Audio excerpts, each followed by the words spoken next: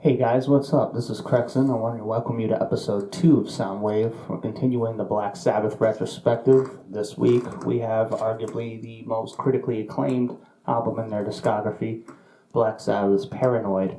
Now, this album was released on September 18th of 1970, the same year as their debut album, same producer, Roger Bain.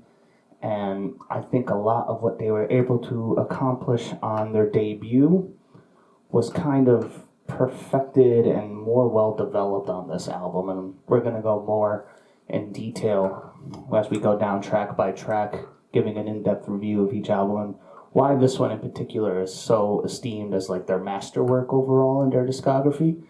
And you guys should know, if you saw the first review, we only do the official track listing on the bass version, so the songs I'll be reviewing today: War Pigs, Paranoid, Planet Caravan, Iron Man, Electric Funeral, which is that great riff I played in the intro, Hand of Doom, Rat Salad, and Fairies Wear Boots.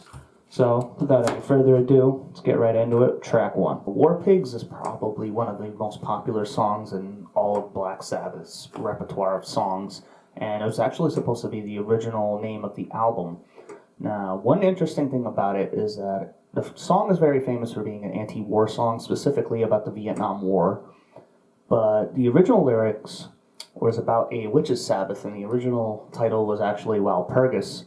And if I remember correctly, there was record label pressure to change the name of the song. I mean, Black Sabbath is a band that's stereotyped for, being a bunch of devil worshippers and stuff like that at the time, even though there were bands, even around the same era, that were pushing it way farther than they were, like Black Widow. But they caved to the pressure. They ended up having to change the name to Paranoid eventually. That the album itself became Paranoid, but the song became to be known as War Pigs. Honestly, I think it was for the better. I mean, we've had other supernatural songs by Black Sabbath, and I would argue this is like probably one of the most famous anti-war rock songs, period, and probably the most famous anti-war metal song, or at least one of them. And it has such a strong intro. It just crashes right in, just boom, and the dyad, power chords that Tony Iommi plays are super thunderous, really melodic, and Geezer Butler and Bill Ward just pounding away behind them, and you really hear them super clear, especially Geezer. Like, he'll do these like little, do do do do do to fill in like the space, and Bill Ward just do do do do do do do. The intro also has these great like air raid sirens that I believe producer Roger Bain put in there. Really gives it that, sense of like you're in a city like under attack. The war pigs are coming and gonna drop bombs on you. Kind of really sets the mood of like a wartime kind of vibe. But I think the most famous part of the song is the actual verse part, where it's just da da, and you hear the hi-hat kind of and Ozzy kind of sings his lyrics over it. I don't want to say call and response, but it's just, I'm not sure how to put it into words, but it's a very minimalist verse, and it works in its favor. Tony Iommi kind of throws a lot of guitar ad-libs in there, like unison bends or hammer-ons. When we get to the second verse section, it kind of has more of a groove part. There's a little bit more music going on, as opposed to the more minimalist first verse. Generals gathered in their masses. And every instrument on the song is really interesting to listen to. You can like replay the song 4 times and just focus on the drums, just focus on the guitar, just focus on the bass, or just focus on the vocals, and nothing really gets boring. It's just everything was really thought out, and a good chunk of the song is them jamming. What's awesome about War Pigs is that the jamming is focused. You guys probably remember on the debut I complained a lot of the jamming felt almost like aimless, or they're just kind of playing for the sake of playing, not knowing where to stop. This, it's like they almost know, like, okay, we have these amount of bars or this amount of time. to do whatever the hell we want, but we have to get to this destination eventually, and they nail it perfectly. So they're still able to have that kind of jam band sensibility while still, realizing that, okay, we need to do this for the sake of the song first, everything else is second. And, when Tony is doing his guitar solos, I mean, you could argue Geezer's doing a bass solo, and Bill Ward is doing, drum fills, a drum solo. So the whole band is essentially doing one giant solo. They're in the instrumental sections that don't have vocals by Ozzy Osbourne. It's just fantastic. And the only negative thing I have to say about it is probably the outro, where they just kind of decided to, speed it up towards the end. Instead of just having, a build-up and a regular ending, they do I don't know the reasoning for that. Apparently the band liked it. I always thought it was really strange. I remember hearing the song for the first time and being like, all right. I don't know why that was necessary. But that's more of a nitpick than any kind of strong criticism of this ruins the song, because it doesn't. It's just kind of like a weird decision at the end. But yeah, War Pigs, one of the best songs Black Sabbath has ever made, one of their most famous, and yeah, not too much more I can say about that. Track 2, Paranoid. Now, this song was made as a complete afterthought. They had recorded all their songs for the album, and they needed one more to kind of make it a little longer. I think they recorded and wrote it all top to bottom in 20 minutes. It was literally a filler track, and the ironic part is that Paranoid became the biggest hit the band ever had. Funny how that works out. It's hard not to see the influence it had on so many future styles of music, though, because Paranoid is probably the fastest song up until this point in their discography that they ever recorded. It's bordering on punk rock, not quite thrash metal, but you could see how it would influence it later on. It's one of those songs where you could see all the future subgenres of punk rock and metal that emphasize speed and kind of trace it back to Paranoid. It's not the only one. I mean, you could say songs like Communication Breakdown by Led Zeppelin or Helter Skelter by the Beatles also. But it's definitely one of those of the late 60s, early 70s that would influence things later on. The guitar solo, I always thought they did one track with just regular overdrive and another one with a fuzz pedal, but apparently Tony Iommi filtered his guitar through a ring modulator to get that strange sound, because when you listen to it with headphones, you'll notice one sounds normal and the other one's all garbled, I would say. It's a really cool effect. And the lyrics, I would say, just seem to depict someone who's very depressed and just suffers from anxiety and people think I'm insane because I'm frowning all the time. Can you help me occupy my brain? Those kinds of lyrics of just someone kind of lost in life and paranoid of possible scenarios and just bad things that could happen to them. And I've probably heard the song one too many times. I don't hate it. I still think it's a really good song. But you hear certain songs from certain bands where it's okay, I could probably go the rest of my life without ever hearing that song again because of how prevalent it is in popular culture. You could say the same thing about something like Enter Sandman by Metallica. But if it comes on, I'm not going to skip it, but it's not a song I go out of my way for anymore. Maybe very early on in my when I was first getting into metal music, I listened to it a lot. At this point, though, it's I can go without ever really hearing it again. But it is a metal standard, one of the best songs they ever wrote. Crowd Pleaser, their biggest song, ironically, despite it being made as a complete afterthought. And that's all I really have to say about Paranoid. Track 3, Planet Caravan. Now, this is a very interesting song. I feel like Black Sabbath always would record a song in a style that they weren't known for. You could argue that Black Sabbath, the album, that song was Sleeping Village.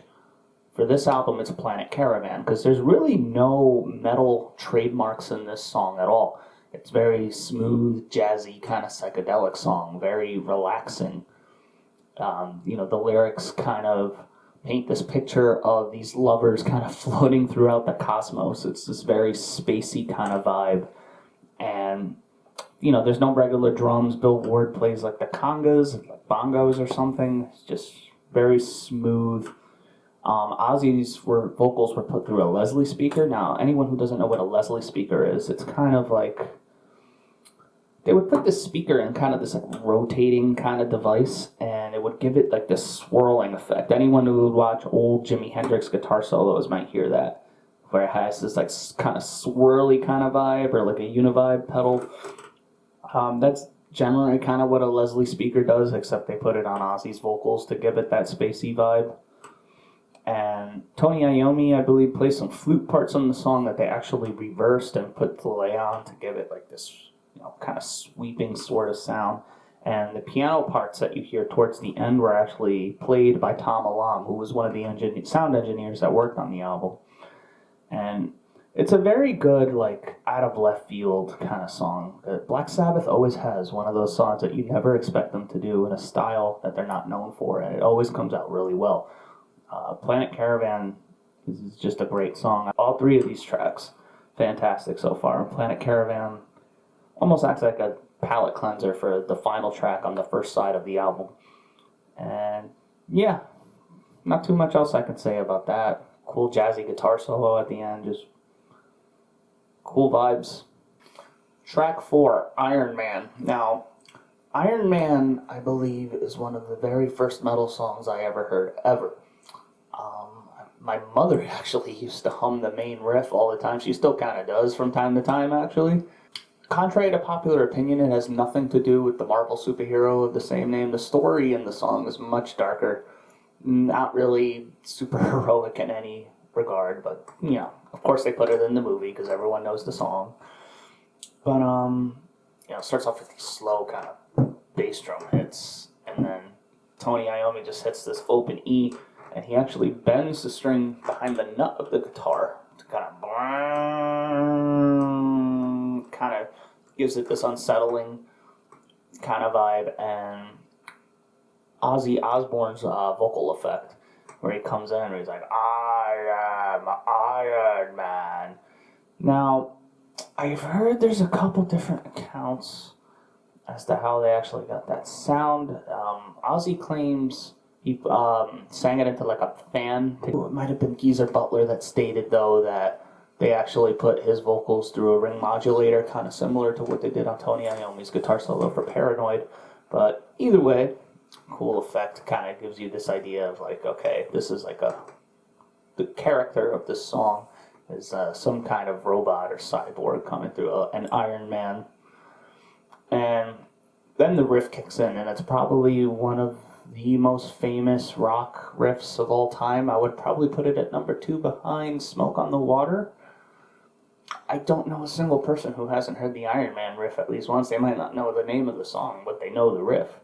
And it's just this very powerful sound, and Geezer Butler kind of doubles the same notes on the bass guitar, and Ozzy's vocal follows the harmony of that guitar. It's the same thing, so they're all playing the same notes on vocals, bass, and guitar, and it's this giant wall of monophonic sound, this singular, as he lost his mind, all of them are singing that part. He's just singing along with the riff, and it gives us just really thick kind of plodding sound, and it's really great. I mean, I just want to mention here how great the rhythm section is. Again, just like on the debut, Geezer Butler and Bill Ward add so much to the sound. Bill Ward especially just playing like a madman on almost all these songs. The lyrics are really interesting. Now, I mentioned at the beginning of this that, it's not really a very super heroic song at all. It's actually about a time traveler who sees like a vision of an oncoming apocalypse, and he tries to warn people, and they end up like ridiculing him and like casting him away, and he swears revenge, gets caught in like some kind of time warp and becomes the Iron Man and gets his revenge, and he ends up being the apocalyptic threat that he saw in his vision. It's a very interesting story. I don't think they were trying to tell any grand like morality tale or anything there. It's just a cool little like almost science fiction kind of thing. We get into the section where Tony Iommi does his guitar solo, where the song kind of speeds up. But again, Geezer Butler's just as interesting to listen to in this section as is Bill Ward. On this album, not every song, like on Paranoid, they kept it pretty stripped down. But if you listen to Iron Man or War Pigs, it's almost like when Tony does his solo, the band in general is also doing the solo. They're just jamming it out, and it's super cool. and then it kind of goes back into like the main verse part, and then this cool outro section where they speed it up again. And I'm not entirely sure, but the descending bass line that Geezer Butler does really fast, like it might be the same notes that they played in the Black Sabbath song. I can't say that for sure, but they both sound very similar. But considering the albums came out in the same year and they were both kind of made the same way of them jamming the songs out live, that's how War Pigs was made, by the way. You're going to have some stylistic similarities between songs, especially when they're known for using pentatonic and blues scales so heavily. But Iron Man, one of the most iconic metal songs of all time. Not much else I could say about it. Next. Side 2 of the album starts with track 5, Electric Funeral. Now, you could say that Electric Funeral is almost a sequel of sorts to Iron Man. You could say it's like the thematic follow-up of the destruction that was caused by the titular character. Because the song structure is very similar to what's done in Iron Man. It's kind of like, this very simple riff that Ozzy sings the same notes along to. And the lyrics kind of describe just nuclear apocalypse wasteland. You could see it as like the after effect of everything that Iron Man did. I do think overall, though, that Electric Funeral is a better song, despite it being like not quite as well known as all the other big hits on the album.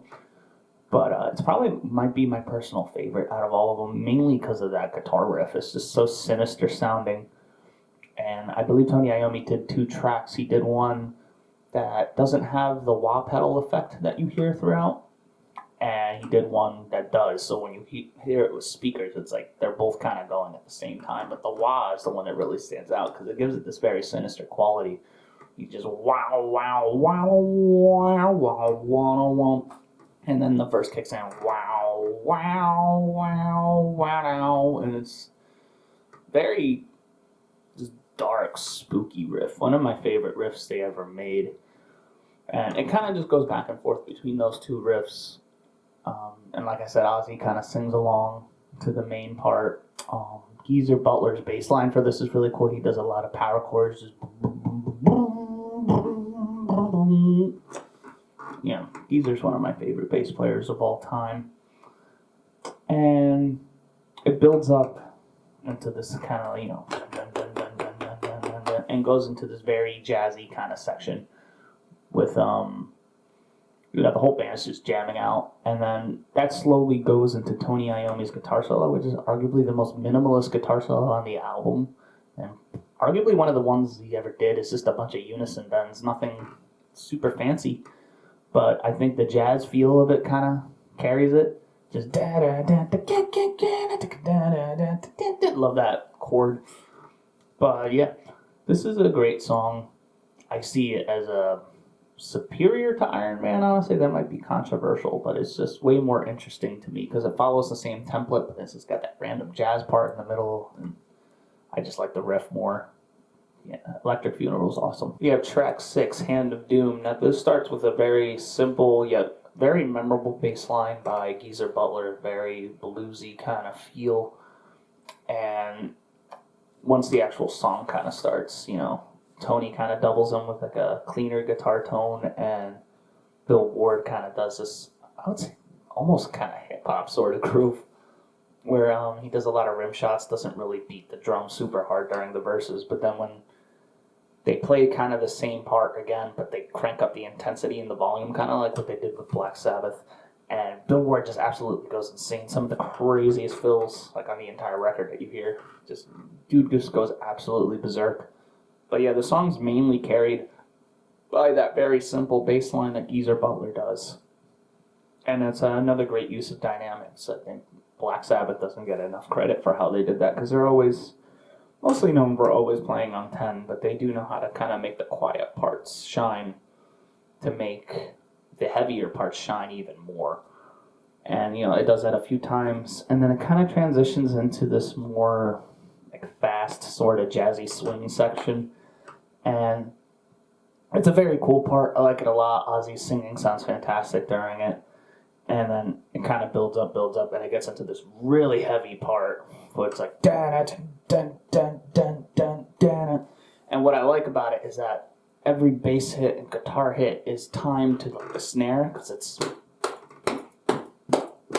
it's almost like it's just beating. It might be like the heaviest part of the entire album, despite it being so fast. But yeah, Hand of Doom is really cool. The lyrics are about drug addiction. Yeah, apparently it was inspired by them seeing like Vietnam vets that they would see that would get hooked on heroin and stuff like that. And, not a very glamorous description of drug usage. But fantastic song overall. I will say, though, that it kind of seems like the main section of the song and then this whole jazzy section I just described, like the build-up and that heavy part and everything, as awesome as they do sound like they were just kind of put together. Like they almost could have been two separate songs and they were just glued. It does give it a bit of a disjointed feel. It goes back to what we heard at the beginning, and I don't know, it never felt super smooth to me, but the parts are so good that I can't really complain too much. It's more of a nitpick and just an observation I've seen after years of hearing the song. But yeah, Hand of Doom is great. Track 7, we have Rat Salad. Now, this is, I would say, the first instrumental that you would hear on a Black Sabbath album. And it's mainly a song to showcase the abilities of Bill Ward's drumming, as if we didn't already know that the dude was really good. I mean, you can hear it on like every song we've had up until this point, how talented the guy is. But, cool little guitar riff, and with the Bill Ward's kind of fills in between. And it sounds cool, but then we get to like the main drum solo thing, and it goes on a little longer than to my liking. And if I saw this in a live context, it would be really cool. It's hard to make drum solos really interesting on a studio album, in my opinion. That might be because I'm not a drummer myself. I play more guitar and bass. That's kind of more what I focus on. But if I saw this in a live context, I'd probably be blown away. But on an album, I almost feel like they could have expanded on the song and made an actual song about it, like on it. An actual song with the parts that they have, with like lyrics and everything. But, yeah, it sounds cool. It's like I never skip it when it comes on, but it's not something I gravitate towards. I would say it's the weakest part of the album by far. I mean, everything else is on such a high level, and this one's just kind of good. But, again, I can't complain too much. The performances are outstanding. It's just hard to keep drum solos interesting in a studio context. Track 8 starts with this kind of guitar part that Tony Iommi has. It almost sounds like there's like a delay effect on it, and goes into this more kind of groove, da da da da da da da, like this kind of lead part with Geezer and Bill Ward is really driving it underneath, and then it goes into these down down. Bam, bam, like really big, fat sounding kind of chords. Then the real song actually starts. It kind of goes into this another kind of swingy jazz section. Really cool. I like the song a lot. And the lyrics, though, kind of confusing as to what they're about, because the popular story seems to be that it was inspired by an altercation Ozzy Osbourne had with a bunch of skinheads, where they called him a fairy because of his long hair. And, part of the song sounds like it's like kind of like a retaliation against them. Like, oh, well, fairies wear boots, like, I don't know, I guess like Doc Martens or something.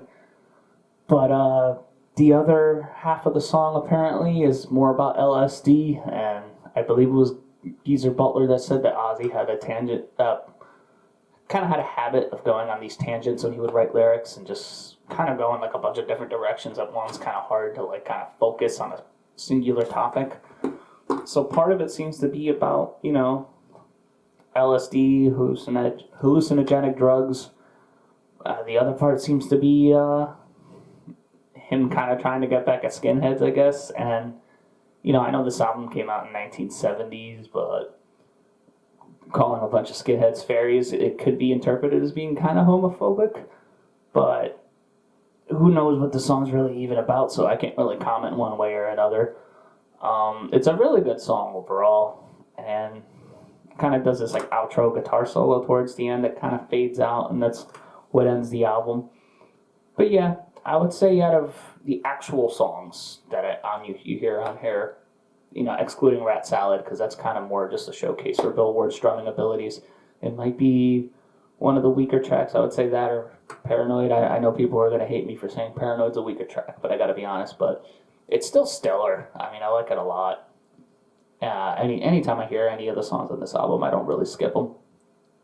But it's just not the one I always want to jump for and listen to first. It's always either, War Pigs or Iron Man or Electric Funeral in particular. But good way to end the album. I really like the kind of jazzy kind of feel to it and the big bombastic feel. But yeah, Fairy Wear Boots. Great song. What are my overall thoughts on the album? Well, I would say it's an overall improvement on what they did with the first album. Not quite as many horror elements. I mean, there's some macabre imagery in Iron Man and Electric Funeral, but they started touching more on like kind of societal woes with like kind of Paranoid and the political statements of War Pigs in terms of, commentary on war itself. But the production, I think, is a lot better. I mean, the production on the first album wasn't bad, but I feel like it's a little bit better and thicker sounding on Paranoid. I mean, the bass sounds great, the guitar sounds great, the drums are good. This is the album I think Ozzy really finds his voice because he starts singing a little bit higher than he does on the debut, if you've noticed. This is the album where he really kind of solidified his style. There's great performances by every musician on the album. There are some strange decisions, though, like speeding up War Pigs at the end, the kind of disjointed feel of Hand of Doom. Like, it sounds like a couple songs kind of slapped together, but when the parts are so good, it's hard to complain. And then I do think that Rat Salad's a little unnecessary. I would have preferred an actual song versus just a drum solo. And that being said, though, when they do jam in the parts of the songs where, it's just basically them doing their thing, it's a lot better and it's a lot more focused than what you heard on the debut. Like, they knew, like I said before during War Pigs, it's like, okay, we have X number of bars here, we can jam up into this point, and then once we get to that point, we got to bring it home and get back to the song. So, yeah, just superior songwriting in general, I would say, overall. It's just almost all killer, no filler on this album. It's nearly perfect other than those little nitpicks that I mentioned. And I don't think it would be a revelation to state like how much of an impact this album had on just metal in general. I mean, it's arguably, you see like the greatest metal album lists of all time. It's not uncommon to see Paranoid at number one.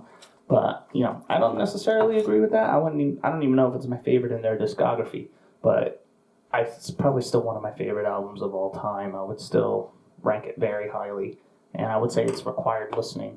So, with all that said, I'm probably going to give this album a 4.5 out of 5. It's nearly perfect. It just has a couple things, I think, that hold it back from being a perfect release. But, yeah, stellar album. Not enough good things I could say about it. And just like the first album, I want to name the 3 tracks that I think you should check out. So, in order of track appearance on the album, War Pigs, Iron Man, and Electric Funeral. These are probably my 3 favorite songs on the album, but, it almost killed me to, like, not include Planet Caravan on there, because I really like Planet Caravan a lot. It's just very chill, but I can't go against those other 3 songs I picked. And the one thing you notice about them, they kind of have these slow, big, kind of bombastic elements, and then, like, little moments of speed, particularly in Iron Man and Electric Funeral. But, yeah, when it's just these slow kind of boom, boom kind of sounds, that's where I think Paranoid shines the best. So, yeah, those are the 3 songs I would pick. What's the deal with this album cover, though, man? Like, check out Homie. Dude looks like he just went on, like, a 3-day bender or something. Like, what is that outfit, dude? I don't understand. Like, was this the best choice? I mean, I know the album was going to be called War Pigs, but this still doesn't make sense. What's going on? I've seen some shit, bruh. Can't go back, bruh. Anyway, if you guys like the content, please like and subscribe. Leave a comment if there's anything you want to talk about, you agree or disagree. I'm going to continue doing the Black Sabbath retrospective Next week, there will not be a video. I'm going to be busy. By the time I upload this video, I will be actually at this Friday the 13th convention in Blairstown. So by some slim margin, you happen to be there, which I find very unlikely. You know, say hi, we could talk about music, horror movies, all that. But yeah, next week there won't be a video, but the following week after that is where I will do a video about Master of Reality. And I have a lot of things to say about Master of Reality, but take care, guys.